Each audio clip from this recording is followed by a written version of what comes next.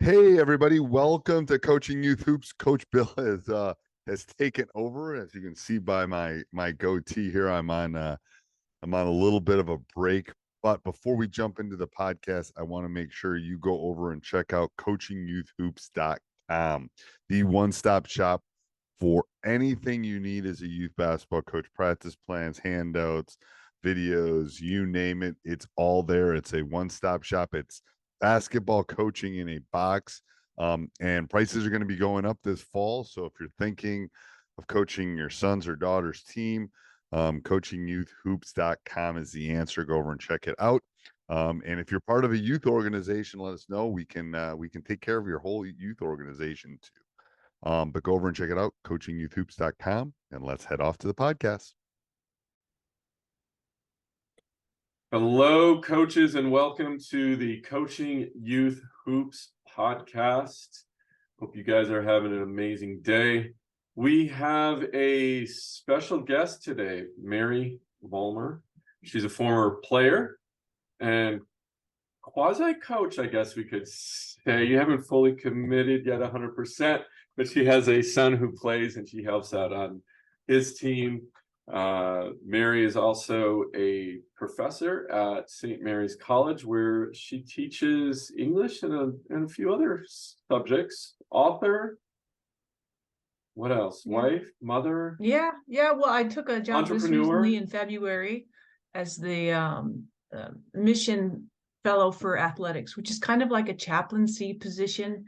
So I work with the NCAA athletes and some of the club teams too on balance and spiritual wholeness. And as a former D1 athlete, I had a lot of struggles with that and have subsequently learned a great deal about helping myself, also helping artists, because I'm a novelist. So I spent the last probably 10 years of trying to help artists and writers find a balance that contributes to their art, but also acknowledges the wholeness of their being. And so I'm trying to bring that now to NCAA college athletes. And it's been a real joy. And of course, the crossover, the youth sports is completely transparent. I'd coach the CYO boys at Santa Monica's, my son and a bunch of others, and also help out wherever I can without being an annoyance as well. And so I've learned, bringing a lot of the things that I've learned about contemplative prayer, about meditation, some of Phil Jackson's philosophies of team building and athlete building. If you hear something in the distance, that's my nephew who's singing a very strange song loudly. So it's exciting. It's exciting to be here. It's exciting to come back into basketball after spending most of my youth in compelled by nothing else, and coming back now as a teacher and an author and a coach to have a broader perspective on what maybe I wish I had as a young athlete, and what maybe we can offer as coaches now to our young athletes. Well, yeah, and let's dive into that right away, because I think you do bring a unique perspective. You obviously played high school, played college. Now you're helping D1 athletes with their time while they get to play. And I think you hit on a very important subject, is instilling knowledge that you wish you had during your playing days. And I guess, what are you sharing with your athletes? If you had 3 takeaways, like for aspiring college athletes, what would you say to them? Or what are you saying to them, really? Well, the aspiration itself is worth the pursuit. And I think the misconception is that you have to attain some goal. And the goal is important, but the goal is a means of achieving some kind of wholeness that you otherwise wouldn't have done without it. So, and what I mean by wholeness is the ability to devote oneself, the ability to understand what sacrifice is, sacrifice for a team, but also sacrifice for some outcome that is not sure. Embracing that uncertainty on a daily basis, and doing the work. And that kind of thing is going to translate to anything a young person is going to pursue in the future. Anything. Well, I'm And gonna coach and coaches out here listening, because I think that's a really important part, is the sacrifice. mm, Uh, how can a coach help their athletes with that message? Does that make sense? yeah, I think there's sacrifice for a team, and there's sacrifice for your own development as a human being and as an athlete. And I think they have to go together. Athletes, especially young athletes, have to understand that there is no complete sacrifice of self for team. That and in the process of becoming part of a team, an integral part of the team, you gain far more than you lose. And a coach's job is to kind of reveal what that gain is and embrace it. So if you are Rudy, and you're gonna, and that was my role in college, right? I was very good. I was an All-American in high school, but when I got to college, I wasn't big or tall enough, didn't quite have the mental strength to push through some of those limitations. But I was in practice, and I was going to make every starter better. And I recognized that was my role, and my coaches recognized the value of that role. So did my teammates. So even though I wasn't gaining the notoriety, I was helping us move forward. And that was very satisfying in the end. So having even that, my sacrifice of my time and my energy and my effort and my pain for something that wasn't necessarily reflecting directly on me was still very satisfying. Yeah, that is one of the things that I talk about in my team is I always ask them, who's the most important person in the room, right? And we go through this exercise, and then someone will say the person next to them, and they'll recognize them for something that they've done, right? Basketball related or whatever, it doesn't have to be, right? A lot of times it's something they've done in practice. You know what? I noticed her effort today, or I noticed her energy, or I noticed, during the drills, she was really struggling, but then figured it out, right? The whole idea behind that, of course, is to put the focus on someone else and work harder for someone else than yourself. Because I think of those limitations we naturally put on ourselves, right? But for some reason, I'm going to work so much harder for you, Mary, on the court. If I can change that mindset than I am for myself, all of a sudden those limitations go away. Yeah. And that's the whole, that's what we're trying to, communicate. So, yeah. And there's two things I think in there. One, the sacrifice doesn't have to be large. One of the things we would do is that I decided I would go rebound everybody's ball. I would make sure that I went and got the ball and brought it back. It was a very, very small change. And it was a point in the year where we were about to lose it. Emotionally, chemistry-wise, we were just on the brink.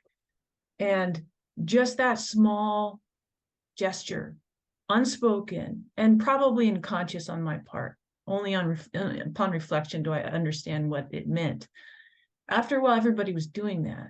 Everybody was just going and getting someone else's ball and bringing it back. And that sense of camaraderie and very small sacrifice led to a larger feeling of togetherness that we wouldn't have achieved necessarily without those small gestures. And what you said about taking time, just taking time to notice. There's 3 no's, like to notice, to name it, and then to know it. To notice what someone else is doing, to name it out loud, and then to know it about yourself and your team. Those are 3 things you can do every day in practice. And it does take time away from the physical aspect, but that mental aspect is so important and so emphasized, I think. And I like the way, so it's notice, name it, and know it. Did I get that right? Yeah. And it's a feedback loop, right? Yeah. But it's quick, and it's something that, again, a coach can instill in their practice or after a game or whatever it is, right? I'm curious though, going back on the conversation, and I think this is really important. You achieved high levels in high school. Now you're at D1, and now you're quote unquote just rebounding, we'll call it, right? You obviously came in with an ego thinking, hey, I just got to Yeah. I'm playing D1 basketball, and realize, oh, I'm not the best person on this team. Mhm. That's a big shot to your ego. So and let's bring that down now, right, to the other levels in basketball. Grade school, right? I'm the best Mhm. player on my grade school team. Mhm. Oh, I'm not the best one on my high school team anymore, right? Yeah. Right? How one personally do you make that adjustment and realization? How long did it take you? And then two is, how does a coach help a student through that, maybe recognize that, and give them the tools to, like, because there this balance though, Mary, of, you know, kind of, oh, I'm not the best one, but am I just being hard on myself, or am I Mm. really not the best one? Yeah. And can I, is it just, I just don't know, and I need to get to there. So there's a Yeah. lot in that, but I just want to, I think it's a good subject to talk about, and how you fight Yeah. through all of that. I think I understood it after I was done playing, but Yeah, now right. having right, but I understand it now, and I understand it watching my son play and coaching. And Mhm. one is that there's a wholeness of being that's emerging in every young person, and the athletics might be part of it. But in the same journey where I was struggling on the court, I was starting to write. There was an outlet for my Mhm. frustration, and Mhm. it emerged that that was a talent. And so allowing yourself, when you hit walls, to grow in other directions, that doesn't mean that that's the end of growth. It just might be a means of growing in another direction. Yeah. And the other thing is the notion of being a best on the team. If we can somehow undercut that by saying you're the best rebounder, you've got the best handles. I mean, 5 people on a team Right. that need Right. to work together, and to how do you acknowledge and celebrate the talents of someone else without undermining your own ability, undermining your own whatever it is you bring to the team. And if we can figure out a way of instilling that in the very lowest levels of youth sport, so that as they grow up, they're not thinking I'm the best or I'm nobody, which is kind of, I don't know that it's an American notion. I spent a lot of time in England and Wales, where football, of course, soccer is more dominant than anything. No one is going to dominate. You got to have all different kinds of talents and abilities to contribute. But how can a coach help a student athlete? Again, notice them, notice what they're, hey, I like that nail polish, that's cool, what did you get that, that's, or I like other aspects of the person walking in the gym, the whole person walking in the gym. How'd the test go? Is your sister all right? Noticing these things, naming them, and then letting that person know that they're known as a valuable part of the team beyond what they can do with that orange ball. And at the lower levels of youth sport, wins and losses, maybe they matter, but they probably shouldn't. It really is the development of that whole person. And then helping them when they get to those levels where they meet the boundaries. Now, some boundaries are solid. If you're 5'1" and not a tremendous athlete, there's only so far you can go in the sport. There's a lot of other places you can go. Or if that kid is 5'8" and she's hit a plateau, and it's hard. Suddenly it's hard. It's never been hard before. How do you help that person say, yeah, it's hard now? What are you going to do? You have 2 options. You can say, I'm not going to do this because it's hard, or you can embrace the difficulty and just see how far you can go. And as a coach, you have to kind of recognize the difference between an athlete who is discovering hard for the first time. I'm not the best on my varsity team. That's an opportunity for growth. I'm probably not going to play in my varsity team. That's also an opportunity for growth, but just in another direction, and to value that direction as much as you value the varsity team. Well, and what about the opposite of that though too, which is the player maybe is, barely made the team, but then all of a sudden thinks he or she is the best on the team. I see that What more in happens? boys than I see it in girls. You see it more in boys, you said? I see that mentality more in boys than I see Yeah. it in girls. We just did a study on Division I and Division III men's basketball team, men's sports generally, and the perception of where they were going after this. And Division III and Division I men all thought they were going pro. Oh, wow. And, Okay. and it was like, Yeah.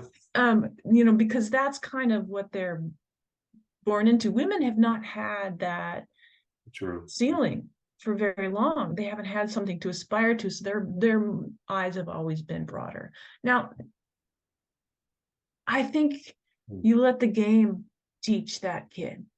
There's not a lot you need to say. When they're on the court, the game will teach that student, that athlete, more than your words can.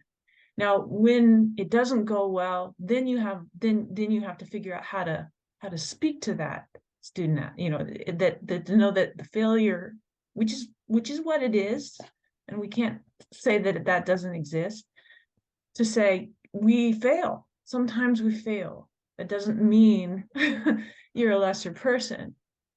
It just means in this particular moment, this is not a success. And to be able to see yourself honestly and with compassion is probably one of the greatest gifts sports can give you. And not a lot of people learn to do that. They're often afraid of failure, and that fear of failure lasts lifetime because they've never had to confront it. And so as difficult as that is, whenever that happens, and some people find it in junior high and some people come against it like me in college, it hurts, it's hard. And the game taught me how to get through it. And the coach wasn't much help. Well, did you get bitter towards the coach when this was? Did you blame? Because that's what I see. Yeah. Okay. Now, right? It's you. the coach's. Oh, he doesn't play me because he doesn't like me. He doesn't play me for whatever reason, right? It's his fault. It's not because I can't play. It's he doesn't appreciate, doesn't love me, doesn't whatever, right? Yeah, and that can, then when a kid gets in the game and she perceives she's not being supported, that can make it harder to actually perform to her ability, whatever that is. And I haven't. I think you just have to have honest conversations. I had a coach sophomore year in college who said, "Look, you're probably not going to start ever. And I will support you if you want to transfer. I hope you don't, because I think you have this and this and this to offer the team. And I think that's just as important as scoring a lot of points. But you're probably not going to start. What are you going to do with that information?" Yeah, right. And that honesty, as much as it hurt at the moment, in retrospect, I'm grateful. Did she limit me? I don't think so. You should have seen the athletes I was playing with. They were pretty spectacular. But at least now I could focus on what I could do, what I could contribute, and found great value in that. So you turned that situation into a positive, so you don't look back and saying, "Oh, that was a failure in my life." And I think you said it before, it taught you something new, which is your ability to write. Yeah, it's still teaching me. Yeah. And I can't say that I don't have moments when I think back and think, if I had just had XYZ, if I could have just, and a lot of times I come back to my own mental toughness, which wasn't nearly as tough as I physically was at the time.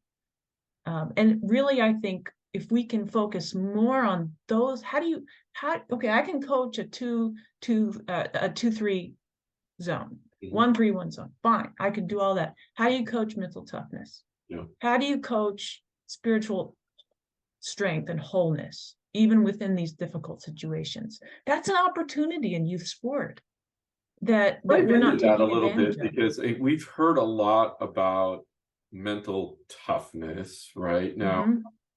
We're at Coaching Youth Hoops. We're launching some mental toughness exercises and incorporating that within practice plans. So a youth Great. coach that's got 1 to 2 practices a week can use these exercises, right? Because most of us Great. are not trained as sports psychologists, right?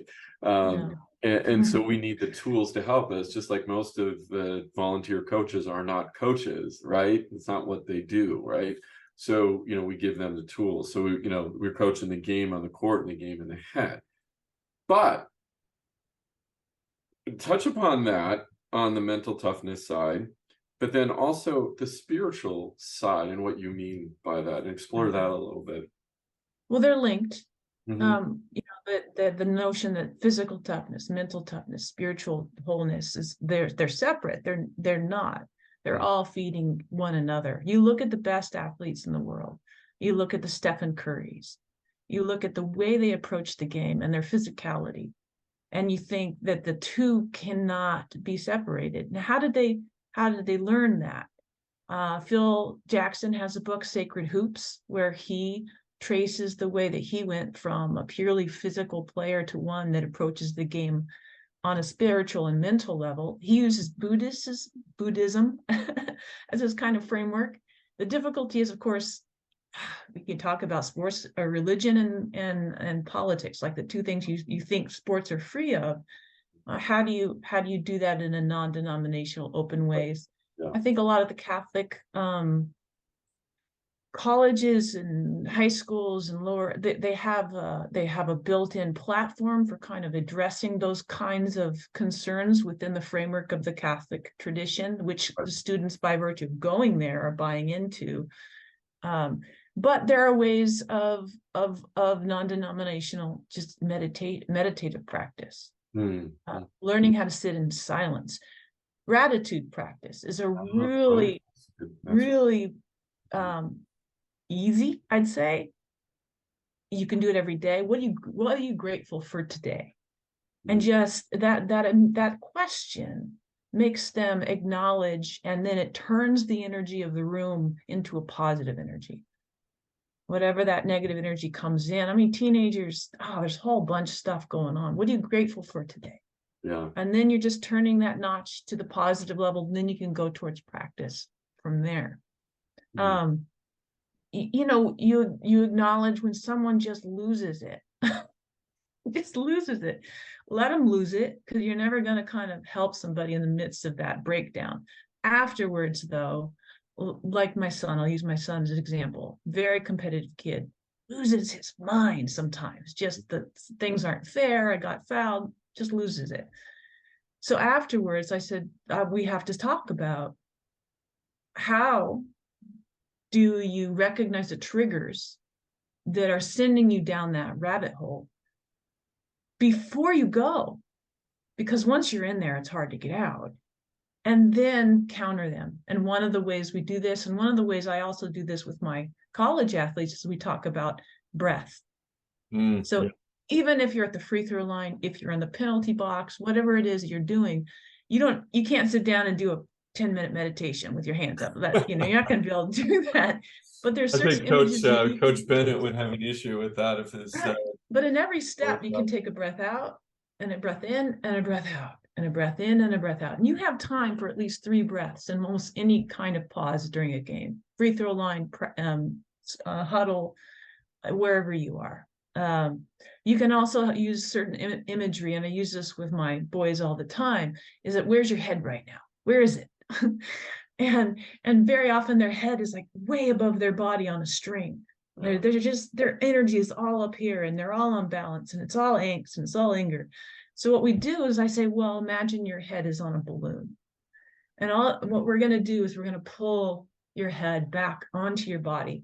And even have them kind of rub their own necks, And they think I'm silly and stupid, but they do it and it makes them feel better. And I'm willing to be silly and stupid just to kind of help them bring their energy back into their body.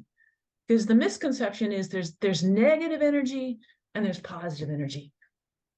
There's energy. It's energy. And if you can find a way to use that negative energy and bring it down into the body where it's useful, where it's going to drive in a positive direction, that's when you're going to gain some success. Again, it's going back to noticing when a player's energy's all up here. Later, when it's the right moment, naming it. Are you feeling okay? Allowing them to tell you. And then when it's known, those triggers, those things that make them pop. With my son, it's perceived injustice on the court. Right. And then you can start. It's a process. You don't learn to shoot a jump shot in a day, and you don't learn mental toughness or spiritual grounding in a day. Yeah. It's a process over time that you have to constantly address. As a mom and a coach, I can do that on the court and I can do that at home. It's harder as a coach when you only have them sometimes just an hour a day. But if that 5 minutes of that hour were spent gratitude check-in and with some sort of imagery that they can use to kind of in the midst of a game to balance them, there are ways. There are more ways too. If we had a whole 2 hours, we could just go through a whole bunch of those. Maybe that's a we'll say that for another show. Yeah. It's really important. But do you know Graham Beckhart? Is that name from mental coach for the Sacramento Kings?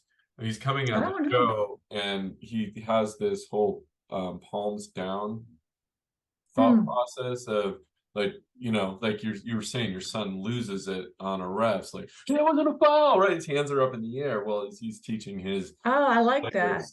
Palms. Yeah, I like that. Right? I like that. Yeah. Anyway, a lot of it is physical. A lot of our athletes do emotionally respond in a physical way. And so the remedy for that or the correction for that really is physical. The shoulders get very high, to take the breath and get it down. And that's really what that imagery of the balloon, pulling the balloon back on the head. You have to pull your shoulders down in order to do that. And then the story that you tell, the imagery that you use is going to affect the body. And coaches, there's not a lot of coaches, I think, who are good verbal communicators. And if that's true for you, you have to kind of gather these tools in your toolbox as a coach so that you can go back to them and use them again when words fail you, because words are going to fail you. Yeah, absolutely. In the moment. Yep. Maybe at night in bed, you're going to realize, Yep. That's what I should have said. That, Mary, you'll love this story. I just felt it was eating me alive. Okay, so I coached, this was a 7th grade girl, and I'm doing substitutions, and I had planned substitutions, and I'm sticking with my plan. Okay, so because they were, like I was telling you before we got on the show, it was so hot in the gym, right? So I was substituting really quickly. I didn't have a lot of subs, so in and out, in and out. And this one particular girl who was next up on the substitution list made a mistake. Okay, but because she was next, I just took her out of the game. Sure. Right? So you know where this is going. I'm thinking to myself, after, of course, was like, oh my goodness, she probably thought I took her out of the game because of the mistake she made. Because I don't get mad at the mistakes. I just help them. Hey, next time, here's what you missed, and this is what you should look for. And then she sat down. Okay, so so this was on Saturday. On a Saturday, we had practice the following Wednesday, and I said, we meet for 5 minutes before we start practice. Just have a quick chat about what's going to happen in practice, etc. And I said to her, I have a confession to make. This has been eating me up. I explained to her what happened, and she goes, oh, I don't even know what you're talking about. I don't even remember that. And I'm like, yeah. Thank Yeah. goodness, right? Like, okay, she moved Yeah. on. Probably didn't even think about it. Like, okay, next play, right? But I do think about those things because the last thing I want to do Hmm. is not to have a confident player on the court Yeah. and to pull someone out because they made a mistake. Now, Yeah. if they're repeating that mistake, that's a different story, right? Yeah. But anyway, that was just Yeah, no, but I think your impulse was very good. And even if she didn't remember that, everyone else heard you say that. And so if it happens again by happenstance, they're gonna have remembered that, oh yeah, sometimes that's the way, they're gonna that memory of what you've said in kindness and compassion to that player yeah. is going to reverberate down the year to the other teammates. So I think anytime you err on the side of compassion, you're erring on the right on the right side. Yeah, and I think that's a great message, right? That coaches Yeah. need to hear is that err on the side of compassion. And I think um we're losing that or lost it, or maybe it wasn't ever there. I don't know, because I think back now and I say this out loud about some of the coaches. Did I think were they tough? Yes. Did I think they cared? Yes, some of them. Right. But one of the questions I asked you when we were setting this interview up was and this goes into this perspective, then Hmm. and now, right? Hmm. Your playing days, your high school playing days, and now you seeing your son Hmm. play he's 10? 10. Yeah. Yeah. So seeing him now, you obviously are very um, thoughtful in looking back in your history and the things that you would change and maybe do the same, instilling this wisdom on at least, of course, life and sports, but sports, since we're talking about that specifically. Hmm. What what are your thoughts on the then and now? And is the game changing? Is basketball as an ecosystem changing for the good, the better, or for the worse or the better, or is there not a black and a white situation? Anyway, just a broad question. Yeah. It's Yeah, it's complicated. In part because when I started going up, there were no girls' teams. I played on a boys' team until I was in the fifth grade. And then when I was in the fifth grade, there was no AAU teams. There was the, 6-week youth league that I played in, and then a few camps in the summer. And so the opportunities now to play are so many more, so much broader. It's also a lot more expensive. I mean, I don't know that I could have I'm pretty sure I could not have afforded to play basketball at the level I had been playing in high school, because it costs so much now to do the kind of travel teams that seem to be required. Um, it it's should more be of a free, much right? more of an industry Right. now than it had been when I was there. It's much more of an industry. And the fact of the matter is, most of the travel is not necessary. And as 10 years old, you can get all the competition you need within a 50-mile, probably a 10-mile radius at this point. And really the skill work you do at the younger level is the most important thing. The difference technologically is profound. If I had had YouTube to tell me how to do a cross jab or Right. behind the back, or to show me Steph Curry's shooting form, or what footwork looks like when you're running the baseline and you need to square up, I would have absolutely loved that. I didn't have anybody to teach me those things. I just had to watch and learn as it went along. I think the industrialization of youth sports since I was playing when I was young is the biggest difference between the experience. So you have to be very savvy, I think, as a parent to decide, well, what do we want? Not what they're promising. Look at what the promises are, but also look at what the experience of the athletes are too, and realize that no one is going to get an NBA contract at 13. They're not? or WNBA or college scholarship, so the joy and love and the effort and the fitness and the team camaraderie, all of those things, they last through time. That's the same as it for me as it is now. It's just that sometimes I think you can get overwhelmed by what the club is selling. And if they are selling elite athleticism and elite athletes, and that's their focus, then your kid is not an elite athlete or elite you may not want to spend your time there. And who knows if a 10-year-old is an elite anything? You just don't know. I can't remember exactly what your question is, but the differences between really, I think what is the same is that there are kids, athletes, who obviously love the sport. It's just kind of a burning in your belly. And I can see it when a kid walks on the court, whether they got it or not. There's a little, not even a swagger. It's just the desire that's evident to me.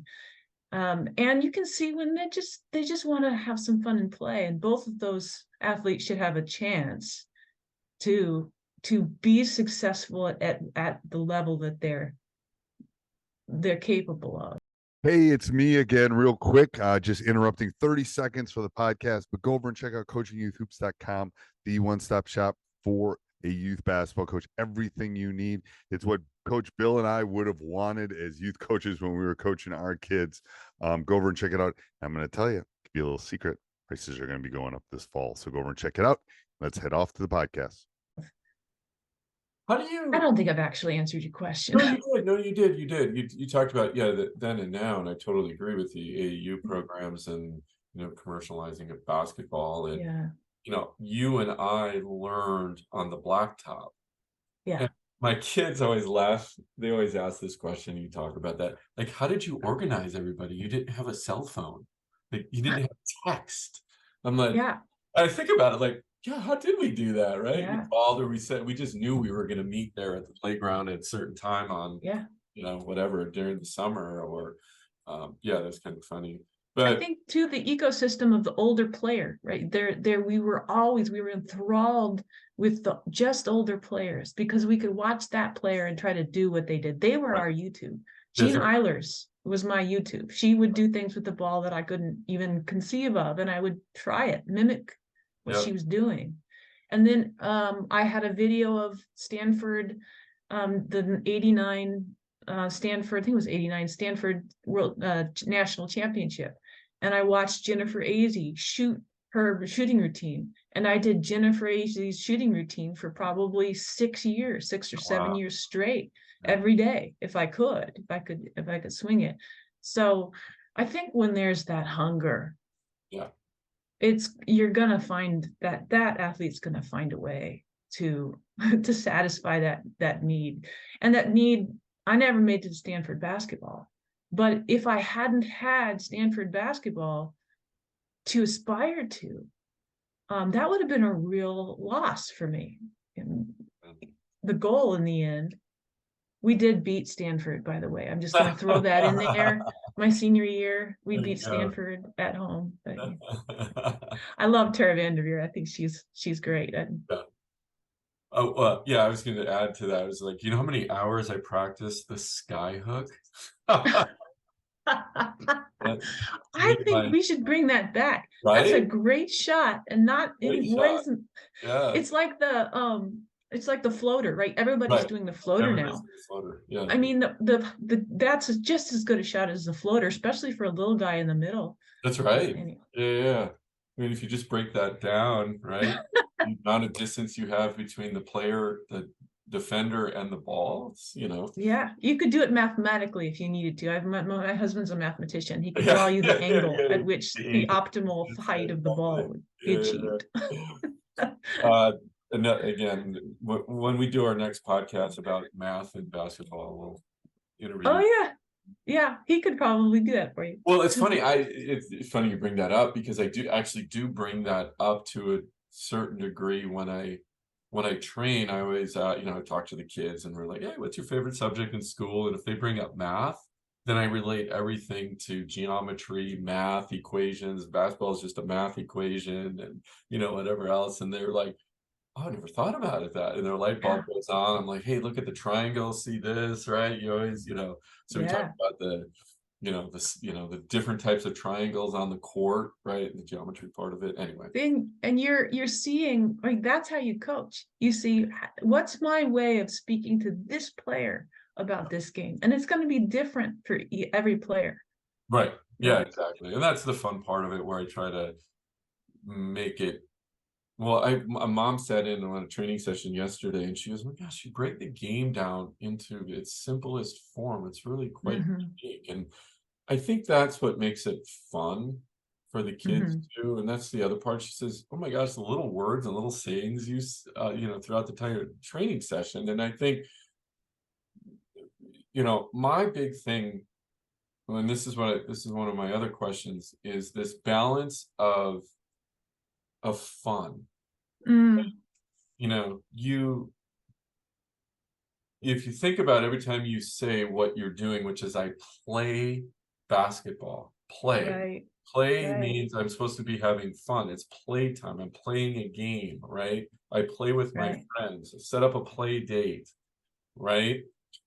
I think as coaches, we suck away the fun, right? And because of the way basketball is structured right now, right? I have to win in order to attract the parents, to get the money, blah blah blah, right? To get the right kids to my program, right? And of course there's the rec leagues and all of that, but even that, it's like, I I don't know. How do we put the fun back in fundamentals in basketball? Right? I mean, I'm going to switch the word from fun to joy. Okay. Joy is a bit more complicated than that. It's not always laughy, clappy. Okay, I like that. I mean, and you can have joy in the midst of difficulty. There can just be this joy. When you take a charge, that's not fun, right? Right. That hurts. But there's this joy in having been in the right place at the right time, and actually, John Edgar Wideman has something to say about play, and it's, if I can remember right, it's like you start just messing around. That's what play is. You throw a ball. I don't think I have the quote somewhere. So you throw a ball through a hoop, a silly, fun trick at first, until you decide you want to do it better, right? Then what? And then you go from a fun, silly trick to, where is the joy in this self-discovery and this growth in this? And joy is a kind of energy you bring. I'm feeling it right now. I want to be on the court. There's this joy that accompanies the task at hand. How many layups can we get in a row? Let's try that. There's part competition in that, and there's a part of joy of a group achievement.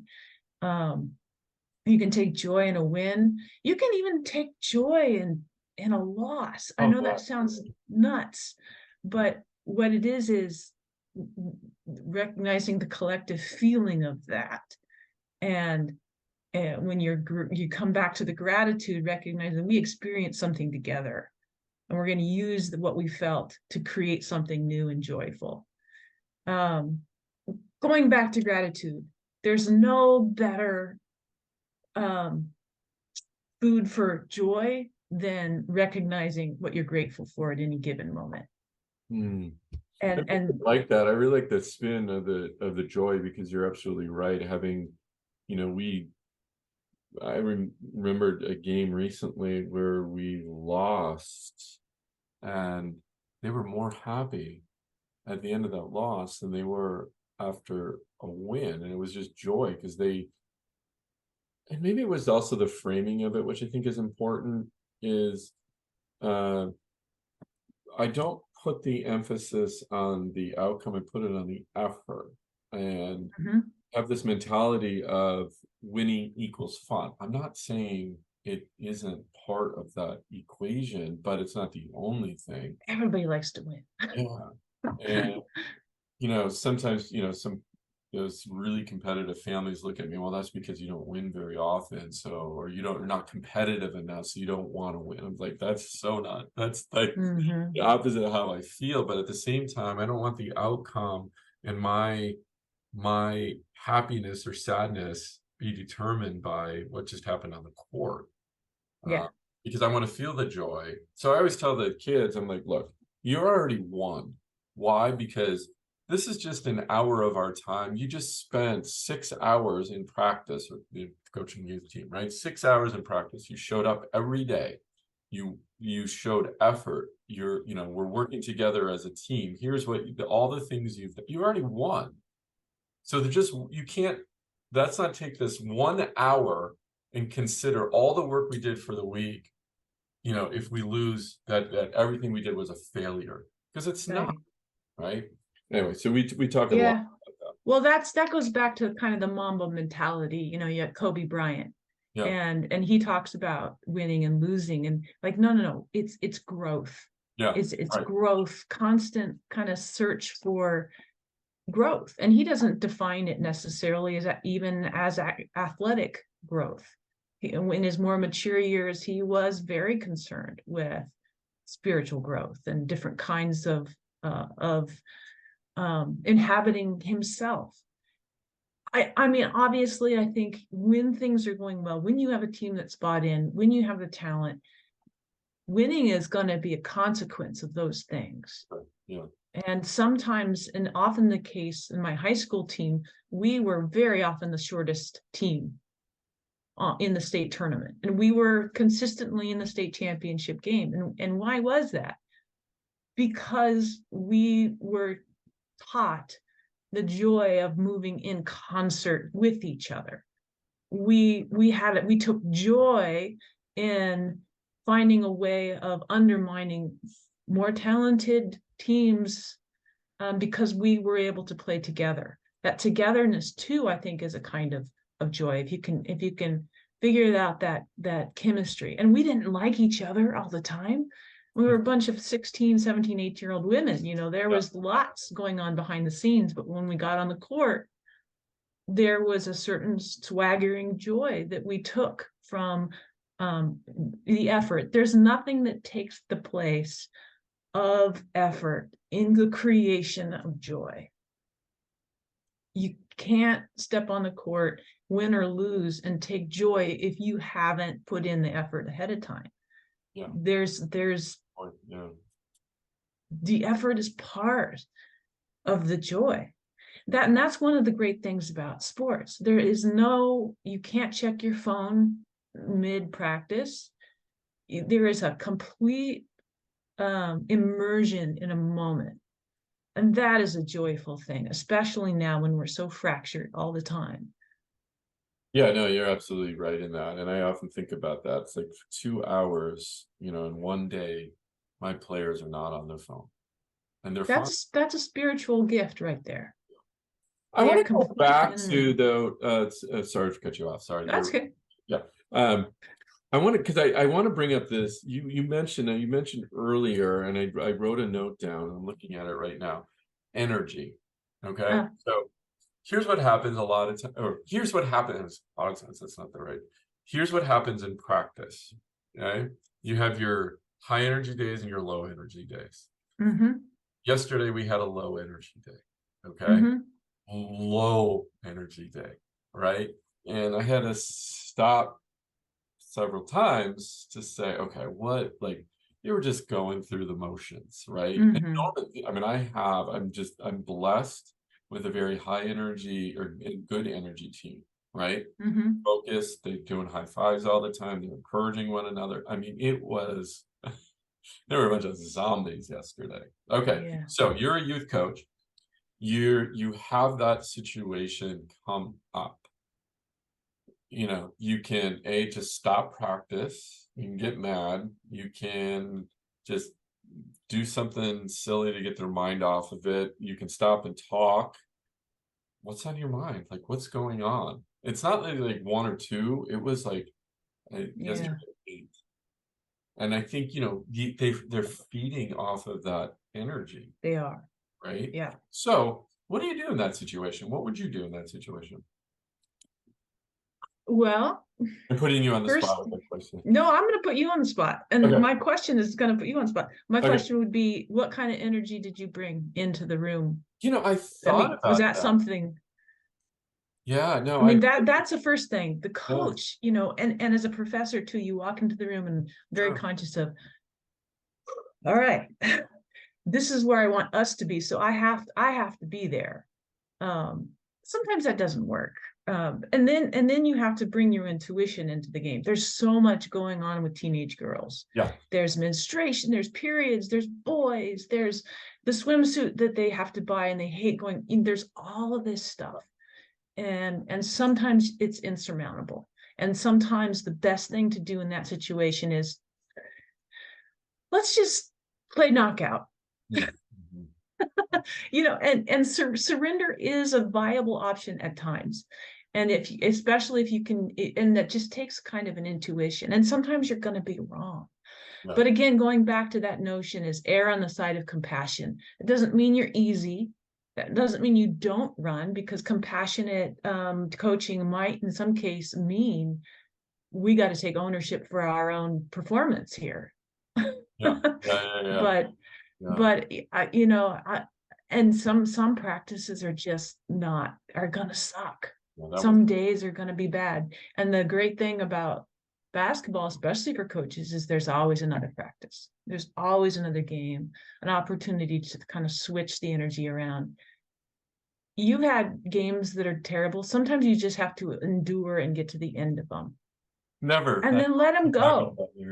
Actually, Actually, that term let it go is something that I think is really important, not just for that practice, but for the middle of the game.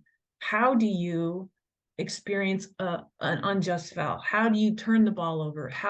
And then let it go? How do you let it go? And I think that can be practiced in the course of a practice. First of it, noticed, named, needing to let it go, and then known, okay, this is how I let it go. That's when you come back to that breath, right? You're holding on to it, let it go on. And the same thing can be done in small or large terms. Small in the instant of the game, when you throw that crappy pass, let it go. Or after a practice, oh God, that was awful. Okay, we'll let it go. We'll take what we can from it. No, you're absolutely right. And then we'll move on. But then go back. What kind of energy do you bring onto the court? Yeah. And sometimes it's often not about you. It isn't. But the energy you bring onto the court is something that you can model daily. And if you don't have it, sometimes I just say, like, look, I need you guys to pick it up, because I'm struggling today. So I need you guys to pick it up. And so I'm saying, look, I need you sometimes to get the energy up. And they like that. They like to say, okay, yeah, we'll bring it for coach because she needs help today. That's a good point. So there's a I was gonna say, what happened after the practice though is I have a leadership council. There's 3 girls on the team, and the one of them approached me because the other 2 were off on vacation, and the one approached me and she says, "Coach, I'm sorry. Like that's on me." Like, and I said, "Well, not 100%, but at the same time, right? This is one of the things that we had talked about in the past, which is empowering you. What can you do, right, to help in the situation? And here are the markers that you need to read." And so I was teaching her, like, okay, so that's great. Stop practice about energy and effort, and we talked about it. At some point, feel free to say, "Coach, we need a timeout. We're gonna go here and talk about whatever situation is going on, and then we'll come back to practice with some energy and effort." And I said, you can absolutely 100% do that, because and I want you to feed off. I want you to be mature enough and recognize those situations. Now, I'm very, very, very blessed again to have 3 individuals who are mature enough Mhm. take on those leadership roles and who are Mhm. not just, they're okay, they're comfortable talking with their peers, right? Yeah. Pulling them aside and having those conversations. So you got to have the right people. But anyway, I think you're absolutely right. You hit the nail on the head. If you empower your players to be part of the solution, we as adults don't always have to have the solution. And No, and they know that. They know that we don't. yeah, They yeah, see right through us. no, yeah, exactly. So anyway, I love that though. And you bring up the talents. What are noticing? What are the talents of your team? That young lady over there understands. She can see when someone's down. She's talking. She's a natural leader. yeah, Great. Name it. You're a natural leader. yeah. Known. Everybody knows this is one of our captains. Right. So notice naming and known. And then that person can step up into a role, whether she is a scorer or not, whether she's a starter or not, and embrace that role. And it's not as though you're assigning it. You're just noticing already what she's doing. And you're going to have, if you have 12 players on the team, 1 or 2 are going to be that person. Just in terms of, statistics, it's probably going to happen. And I'm very fortunate to have 3 that are just outstanding. Yeah, that's great. Never had 3 before, and I'm like, oh my gosh, this is amazing, right? They take on a lot of responsibility, and I put a lot of responsibility on them because I'm like, oh, like you said, I noticed it. This will, no matter if they stop playing basketball tomorrow, they can take these leadership skills and apply them to other things. And I think as coaches, it truly is our job. The sport we play is just a vehicle for teaching, right? And that's the mentality I approach sports with. And as a coach who does teach or who's working with younger kids, I think it's really important that we're connecting the dots between life and sport. Yeah. And it's a spiritual act. I said, tell my athletes and my artists, art is a spiritual act. Athletics is a spiritual act. You're using gifts that you have been given and you're developing them with a purpose larger than yourself in mind. Yeah. That's a tremendous mindset, whether you apply it to sports or art or engineering or teaching. And you don't have to define what spiritual means, although you might have your own definition. You might have your own tradition. And there's no harm in developing that part of yourself within this framework. Yeah, and we have a of framework sport. that we created too that encompasses all of what, the mental side, the spiritual side of, we don't call it that because that always, It's hard. it's hard and it, right? It's Everybody has different thoughts and feelings on that, but it really truly is. One thing I also want to talk about here is you mentioned a key word, gift. It was on one of the podcasts, and it was Doc Shepler brought this up, and he was talking about, when you're teaching an athlete something new, you're giving them a gift. The focus of the podcast was on shooting. That's his big thing, is shooting. Yeah. And so we talked about the gift of teaching someone how to shoot, and that has really stuck with me and resonated with me. And if you think about shooting in particular, it's how we grade the game, right? How many points did you score? I'm not saying that's right, but that's what I scored. What's the first thing? I scored 9 points today, or I scored 0 points today. I'm like, well, how many stops did you get? Well, I got all the stops on the team, but I scored 0 points. You know what I mean? It's like, right. Okay, so I can give you the gift of shooting. Let's start there. And I never used to start there because I was more holistic. But man, what I realized, if I can give them the gift of shooting, that's the starting point, and then it builds from there. Their enthusiasm for the game, because they see the ball go through the basket, then they learn defense. They're more excited about learning defense because they're like, oh my gosh, I can get the ball back. Oh, if I can stop someone, right? Anyway, so talk about these gifts, and it changes your mindset and how you approach the game and how you teach the game. Yeah.